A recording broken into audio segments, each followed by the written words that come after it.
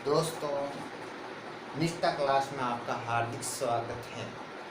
प्रिय विद्यार्थियों, कोविड-19 घर पर रहे और सुरक्षित रहे, इसके लिए मैं आपके लिए दोस्तों ऑनलाइन क्लास का वीडियो लेके आ रहा हूँ। दोस्तों, आज हम पढ़ेंगे दोस्तों हिंदी की व्याकरण। तो हिंदी की व्याकरण से पहले दोस्तों मैं आपको एक सफलता का सूत्र बता देता हूँ दोस्तों, कि आपको सफलता के लिए क्या करना है, किस प्रकार से आपको सफलता मिलेगी। दोस्तों, इसके लिए आपको पाठ्यक्रम से आपको क्या करना है, सफलता तक पाठ्यक्रम में किस प्रकार से आप पहुँचोगे। दोस्तों, तो पाठ्यक्रम में सफलता के लिए पहुँचने के लिए सफलता का सूत्र है, सफलता का सूत्र नोट कर लेना दोस्तों। सफलता तक पहुंचने के लिए आपको क्या होना चाहिए, लक्ष्य होना चाहिए आपके पास में। यानी आपका लक्ष्य क्या है, क्या करना चाहते हैं और क्या बनना चाहते हैं, वो आपके पास में लक्ष्य होना चाहिए। दोस्तों, लक्ष्य होगा तो आप सफलता तक पहुंच जाओगे। दोस्तों, आपको लक्ष्य आपको हासिल कैसे करना है, बात ये आती है कि आपको सफलता तक किस प्रकार से पहुंचना है। तो लक्ष्य तक पहुंचने के लिए दोस्तों आपको क्या करना होगा, लक्ष्य तक पहुंचने के लिए आपको योजना बनानी होगी। दोस्तों, क्या बनानी होगी, योजना बनानी होगी।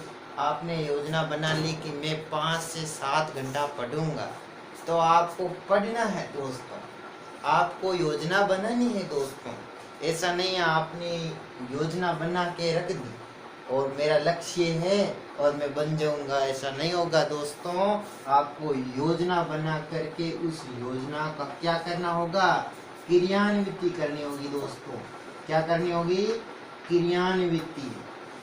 क्रियान्विति का मतलब होता है दोस्तों उसका पालन करना होगा।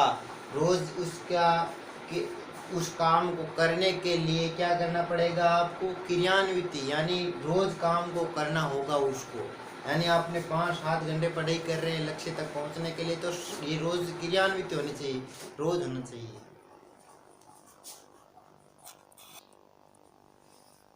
क्रियान्विति के बाद में आपको दोस्तों धैर्य रखना जरूरी होगा।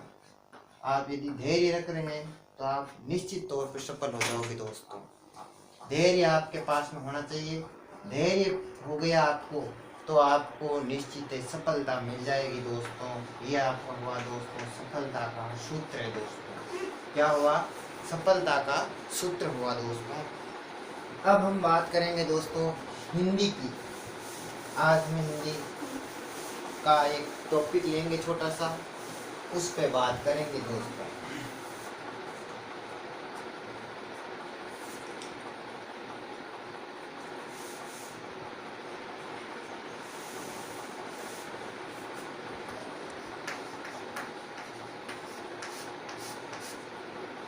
दोस्तों हिंदी में हम व्याकरण की बात करेंगे।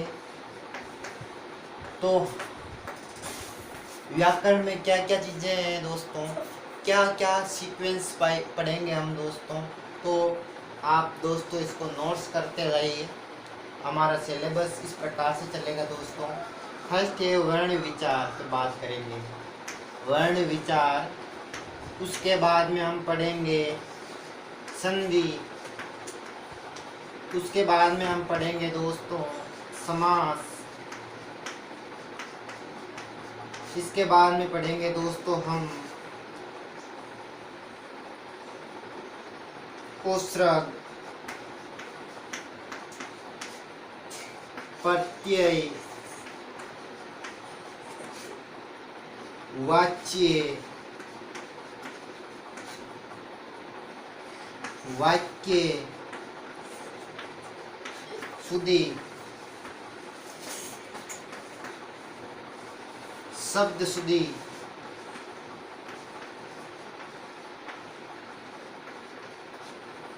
विलोम शब्द,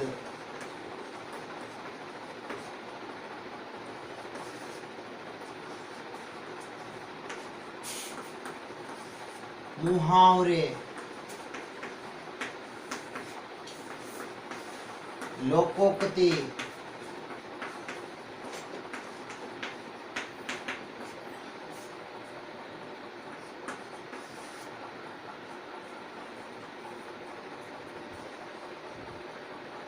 युग्म शब्द,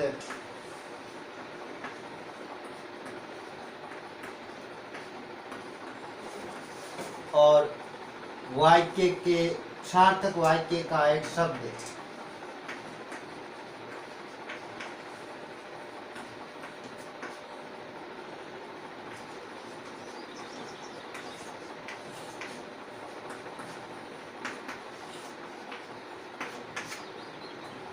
दोस्तों, हम व्याकरण सीक्वेंस वाइज पढ़ते जाएंगे दोस्तों। तो आज का टॉपिक हमारा रहेगा वर्ण विचार पे दोस्तों।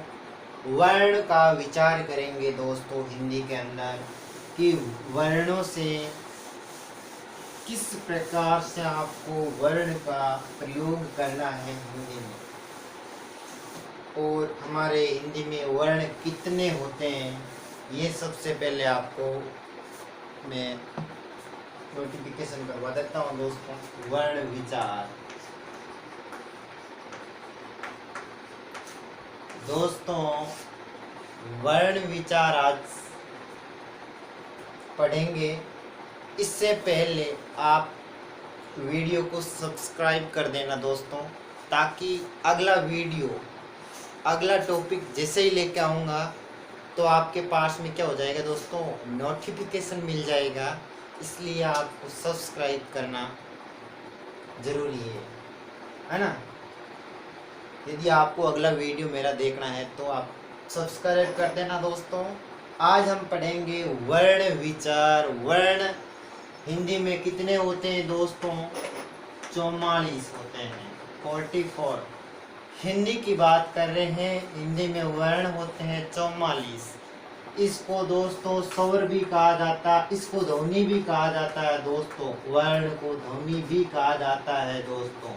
इसको अक्षर भी कहा जाता है दोस्तों। क्या कहा जाता है, अक्षर भी कहा जाता है दोस्तों।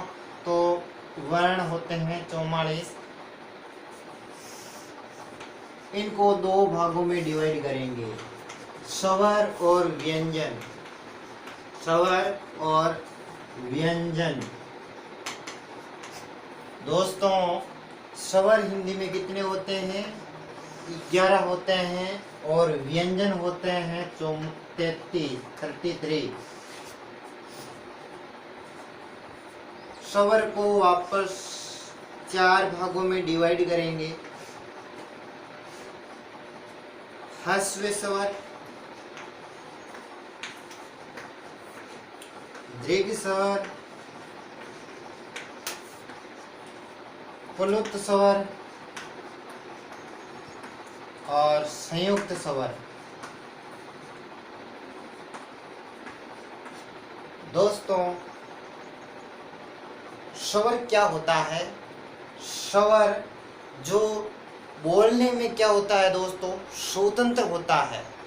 यानी स्वर का उच्चारण बोलने में स्वतंत्र होता है, इसमें किसी की सहायता नहीं लेनी पड़ती है। और इसको हम दोस्तों 4 भागों में डिवाइड करते हैं दोस्तों, ह्रस्व स्वर, दीर्घ स्वर, प्लुत स्वर और संयुक्त स्वर। तो दोस्तों, ह्रस्व स्वर क्या होते हैं दोस्तों, ऐसे स्वर जो उच्चारित करने पर यानी उच्चारित होने में इनका स्वर में समय कम लगेगा। जैसे हम बोलते हैं अ, तो इसमें क्या है दोस्तों, समय कम लगता है। ई, ऊ और री। हिंदी में दोस्तों उच्चारित स्वर 4 ह्रस्व स्वर के अंदर आते हैं दोस्तों। दीर्घ स्वर, इसमें थोड़ा सा समय लगता है। जैसे आ बोलने पर लगता है आ, जैसे बड़ी ई, थोड़ा सा जोर आ रहा है दोस्तों बोलने। ऊ, ए, आई, ओ, औ, तो ये क्या हो गई दोस्तों, दीर्घ स्वर हो गए। अब आप सोच रहे होंगे कि स्वर तो दोस्त सर ने बताया 11 होते हैं, 1 2 3 4 5 6 7 8 9 10 और 11। तो ये प्लुत स्वर और संयुक्त स्वर कौन से होंगे? प्लुत स्वर वे होंगे जो ह्रस्व स्वर और दीर्घ स्वर से 3 गुना समय लगता है। कितना गुना? 3 गुना समय लगता है, वो दोस्तों प्लुत स्वर होते हैं। जैसे मैं बात करता हूँ ओ, तो ये क्या हो गया दोस्तों, प्लुत स्वर है, इसमें थोड़ा समय लग रहा है। ओम, आप भी बोल के देखो। ऐसे ये अम्मा, तो ये क्या हो गया दोस्तों, अम्मा। ओम, ये क्या हो गया दोस्तों, अम्मा। ओम, तो ये हो गए दोस्तों हमारे प्लुत स्वर जो 3 गुना समय लगता है। अब हम बात करें संयुक्त स्वर। संयुक्त स्वर वे स्वर होते हैं जो 2 या 2 से अधिक स्वरों से मिलकर बने होते हैं, उसे संयुक्त स्वर कहेंगे। संयुक्त स्वर हिंदी में 4 हैं, ए ऐ ओ और औ। ये दोस्तों किस किस से मिलके बना होता है दोस्तों, हम आगे बात करेंगे दोस्तों, अभी नहीं बात करेंगे। अब हम बात करते हैं दोस्तों व्यंजन की। हिंदी में व्यंजन 33 हैं। तो व्यंजन स्वर की सहायता से बोले जाते हैं, यानी व्यंजन बोलने में स्वर का थोड़ा सा सहारा लेना पड़ता है, तो दोस्तों उसे क्या कहेंगे, व्यंजन कहेंगे दोस्तों। याद रखना, कतई भूलना मत दोस्तों। तो हिंदी में व्यंजन 33 हैं, क ख ग ग अंग। इसको अड़े नहीं कहेंगे दोस्तों, याद रखना, यहाँ पर अड़े नहीं है दोस्तों, अंग हैं। अड़े और ढे दोस्तों ध्यान रखना, अड़े और ढे ये हिंदी वर्णमाला में होते ही नहीं है, ये अलग से इसका स्थान दिया हुआ है हिंदी के अंदर। इसे उत्क्षिप्त व्यंजन कहा जाता है। उस व्यंजन का नाम है उत्क्षिप्त व्यंजन। ये उत्क्षिप्त व्यंजन के अंदर आते हैं, ध्यान रखना। और उत्क्षिप्त व्यंजन से शब्द की शुरुआत नहीं होती है दोस्तों, ध्यान रखना। जैसे हम बोलते हैं ढंकण, ढंकण थोड़ी होता है, ढक्कन होता है। तो ढ और ढ में बहुत ज़्यादा फर्क है, तो ध्यान रखना। ये अड़े नहीं दोस्तों, अंग है। क्या है? अंग है। इनको दोस्तों कंठ से बोला जाता है। किससे बोला जाता है? कंठ से, यानी इनका उच्चारण कंठ से होता है। जैसे बोलते हैं हम क ख ग ग अंग, तो ये क्या है? अंग। तो ये कंठ से आवाज आ रही है ना। तो ये ध्वनि की टकरात क्या होती है दोस्तों? कंठ से हो रही है। जैसे हमारे ये, तो अगली बात करते हैं च छ ज ज इ। तो ये क्या है दोस्तों? इसको बोलने के लिए दोस्तों तालु का सहारा लेना। तालु से आवाज टकराती है हमारा। जैसे हम बोलते हैं तो तालु से आवाज टकराएगी दोस्तों। च छ जीभ टकराती है दोस्तों। च बोल के देखो, च छ ज ज ये, तो ये क्या दोस्तों? तालु से टकराती है। अगले बात करते हैं ट ठ ड ढ ढ। ये ढ है दोस्तों, ढ नहीं है, ढ है ना। तो दोस्तों ट ठ ड ढ है ना। तो ये क्या हो गए दोस्तों? इन्हें मूर्धनीय, यानी मूर्धनीय, इन 5 स्वरों को मूर्धनीय कहा जाता है। मूर्धनीय, मूर्धनीय यानी ये दांतों के जस्ट, जैसे ये है हमारा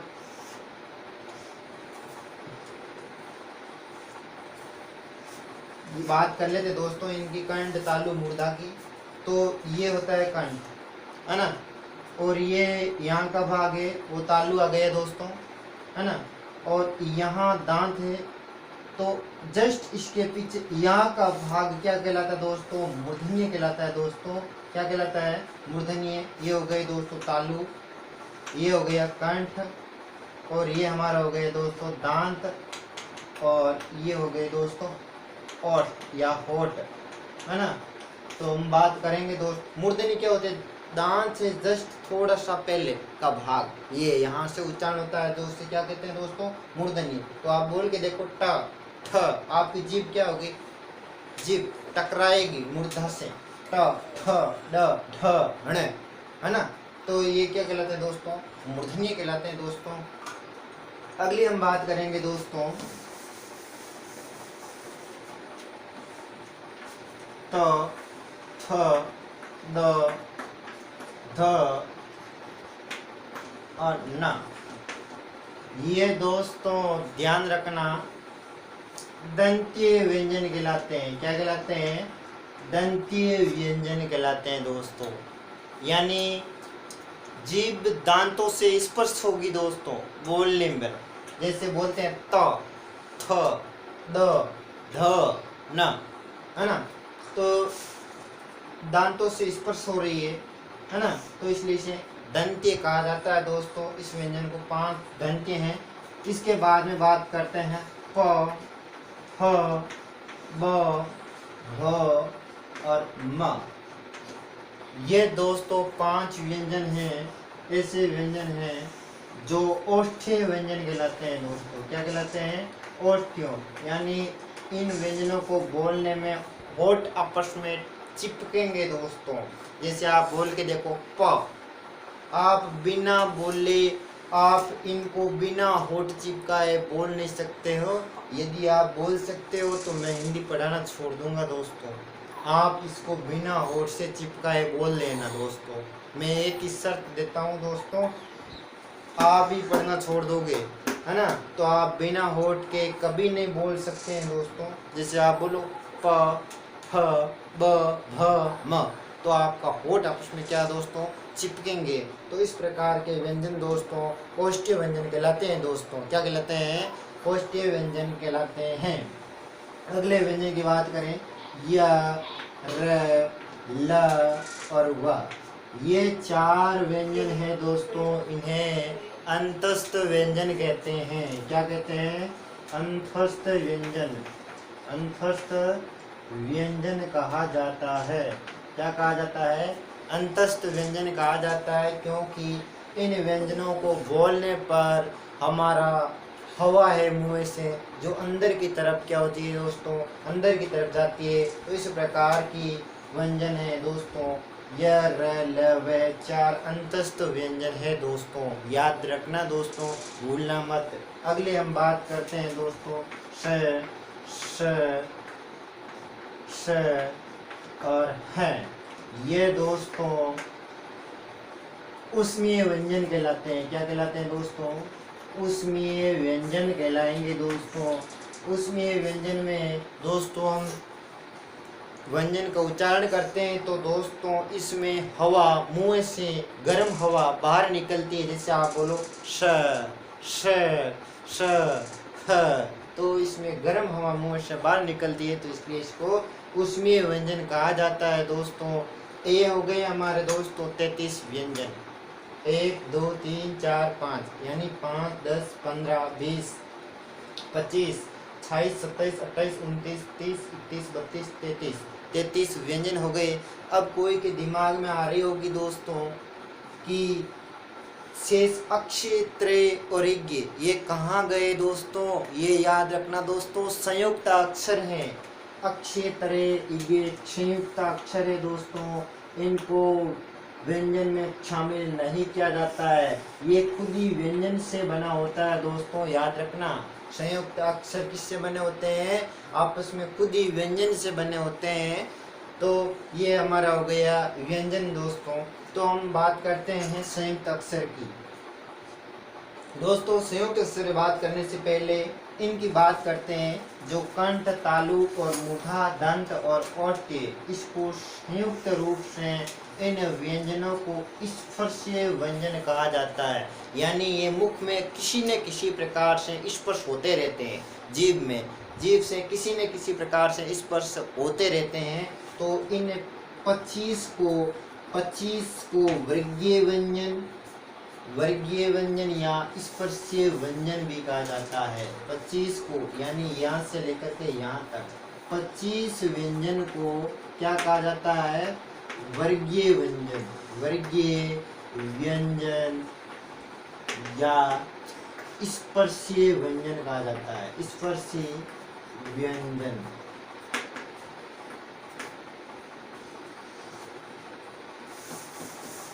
अब हम बात करेंगे दोस्तों संयुक्त अक्षर क्या होता है। संयुक्त अक्षर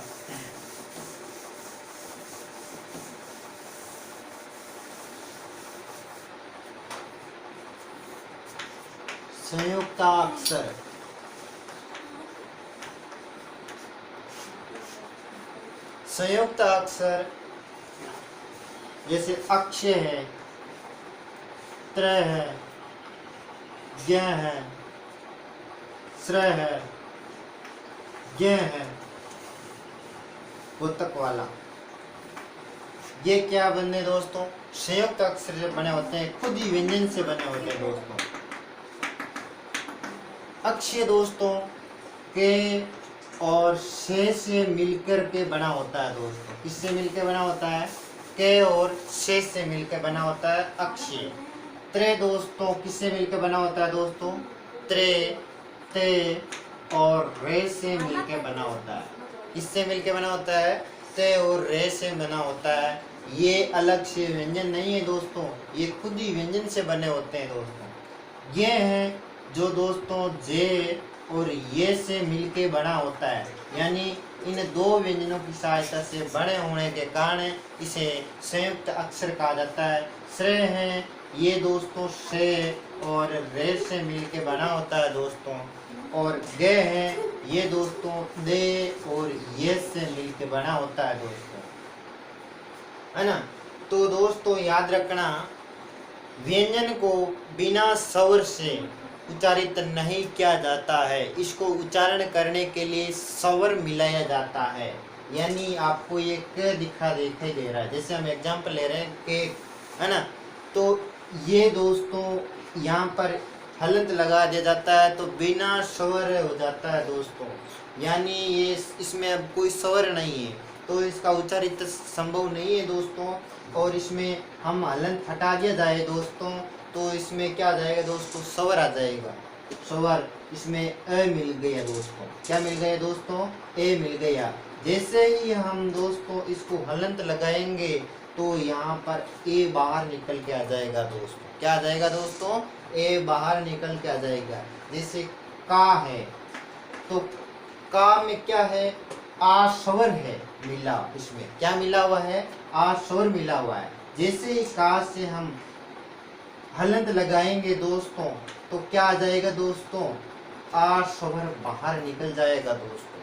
वैसे ही बात करते हैं दोस्तों की, तो इसमें क्या है दोस्तों? ई स्वर मिला हुआ है दोस्तों। क्या मिला हुआ है? ई स्वर मिला हुआ है। जैसे ही हम हलंत लगाया दोस्तों, ई से क्या हो जाएगा दोस्तों? बाहर निकल के आ जाएगा दोस्तों। क्या हो जाएगा दोस्तों? बाहर निकल के आ जाएगा। तो इस प्रकार व्यंजन में क्या मिले होते हैं? व्यंजन स्वर सहित होते हैं दोस्तों, स्वर सहित, यानी इसमें स्वर मिले हुए होते हैं। तो यहाँ पर हम बात करते हैं ये अक्षय, यहाँ तो पूरा हलंत लगाया हुआ अक्षय क और से मिलकर बना होता है, जबकि अक्षय मिलकर बना होता है दोस्तों क, श और अ से मिलकर बना होता है, बिना हलंत वाला अक्षय। तो याद रखना दोस्तों क, श और अ। तो हम एक प्रश्न ले लेते हैं दोस्तों, आपको बताना है दोस्तों इसमें सही और शुद्ध व्यंजन कौन सा है। जैसे ले लेता हूँ एक गे, प्रश्न है दोस्तों, गे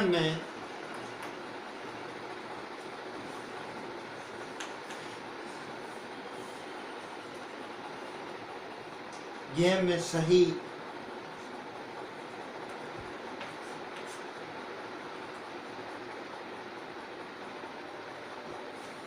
सही वर्ण कौन सा है? आपके सामने ऑप्शन रख देता हूं दोस्तों। ए नंबर जे, ये, बी ऑप्शन है दोस्तों जे और ये, ए, सी ऑप्शन है दोस्तों जे और यह,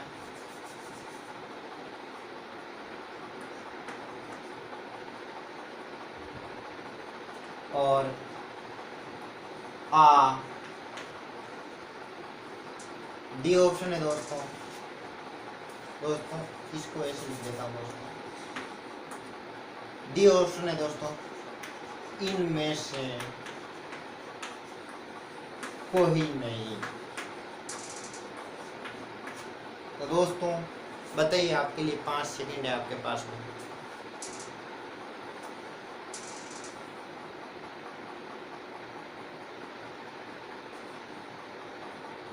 वापस प्रश्न रिपीट करते हैं दोस्तों। ये में सही वर्ण कौन सा है? जे, ये, या जे, य, अ, या जे, य, अ, या इनमें से कोई नहीं। मैं उम्मीद करता हूं दोस्तों आप सही बताएंगे। दोस्तों आप इन उत्तर को बताने के लिए कमेंट बॉक्स में डालना है ना। तो दोस्तों अभी मैंने बताया दोस्तों आपको ये किससे मिलके बना होता है दोस्तों। ये जे, किसी का भाई का उत्तर गलत आया तो ये है, मैंने हलंत वाला ये बताया था। तो हलंत वाला जे और ये से मिलकर बना होता है दोस्तों। किससे मिलकर बना होता है? जे और ये से मिलकर बना होता है दोस्तों। जबकि ये है, यहाँ पर मैंने ये कौन सा दिया? बिना हलंत वाला दिया दोस्तों, बिना हलंत वाला। तो इसमें स्वर मिला हुआ है दोस्तों, याद रखना दोस्तों। आपने गलत कर दिया, इसमें स्वर मिला हुआ है। तो इसमें ये हो जाएगा दोस्तों जे और ये, और इनमें से स्वर हम बाहर निकालते हैं अ। ये होगा दोस्तों इसका उत्तर। तो इसका उत्तर हो जाएगा सेकंड राइट दोस्तों। ये विषय दोस्तों आपको अच्छी तरीके से समझ में आएगी दोस्तों, मैं उम्मीद करता हूँ दोस्तों। तो दोस्तों आगे का टॉपिक हम कल पढ़ेंगे दोस्तों। धन्यवाद दोस्तों।